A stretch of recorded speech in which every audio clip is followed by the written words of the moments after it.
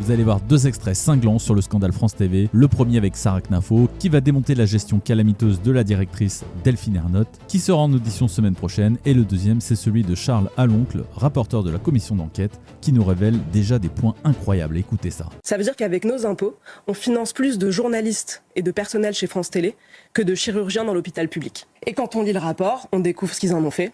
Ils ont dépensé 46 millions d'euros par an dans des frais de réception.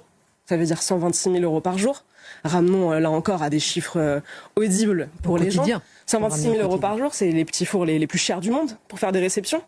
Ils ont dépensé 3,8 millions d'euros de frais de taxi.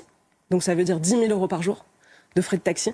Je sais pas ce qu'ils font, des tours de périph'. Comment on peut dépenser 10 000 euros de taxi par jour? Et on avait précisé, si vous permettez, que c'était des cadres dans Paris. C'était pour des déplacements, effectivement, Absolument. taxi parisien. Taxi parisien. Il y a tout ça pour dire qu'il y a le métro, il y a le RER, voilà. Exactement. Alors qu'ils nous donnent des leçons sur le fait qu'il faut prendre le vélo, etc.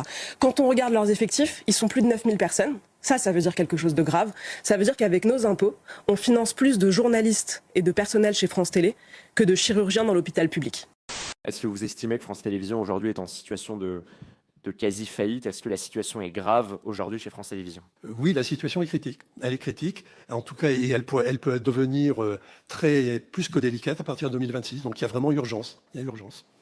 Les salariés de Radio France bénéficient en moyenne de 12 semaines de congés payés. Les journalistes bénéficiaient de 14 semaines de congés payés. Et puis aussi, pour France Télévisions, j'ai appris que le salaire moyen des 9 000 salariés de France Télévisions s'élevait à 72 000 euros, ce qui les place parmi les 9% des Français les mieux rémunérés. Est-ce que selon vous, ces deux chiffres que je vous donne sont cohérents par rapport à la nature des missions effectuées? On a qualifié effectivement de une situation qui était avantageuse, généreuse. Il y a un certain nombre de statuts qu'il faut revoir. Il y a un certain nombre d'avantages qui, au jour d'aujourd'hui, pèsent énormément sur les comptes de ces deux entreprises. Aujourd'hui, comme vous le dites fort bien, les temps ont changé.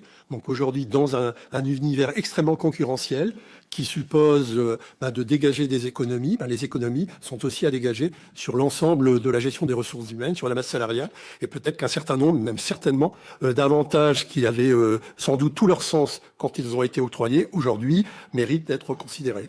Est-ce que vous pouvez nous indiquer si la présidente de France Télévisions et la présidente d'ailleurs de Radio France ont bénéficié de primes de performance? Si oui, à combien s'élève-t-elle?